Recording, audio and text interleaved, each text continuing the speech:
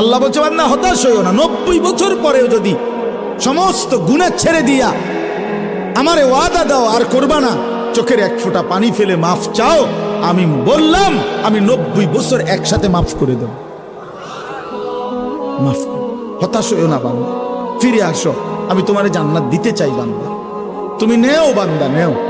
ওয়াসারিউ, বান্দা দৌড়াও আমার জান্নাতের কাছে আসো, নেও বান্দা নেও। কোরআন শরীফ আল্লাহ ডাক দিছে, বান্দা আও না, আও না বান্দা, নেও না,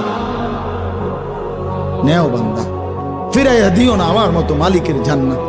ইজা রাআইতা সাম্মা রাআইতা নাঈমান ওয়া মুলকান কাবীরা।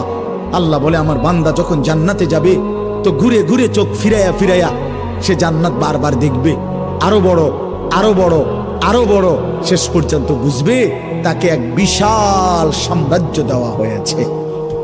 সবচেয়ে ছোট ফেরেশতা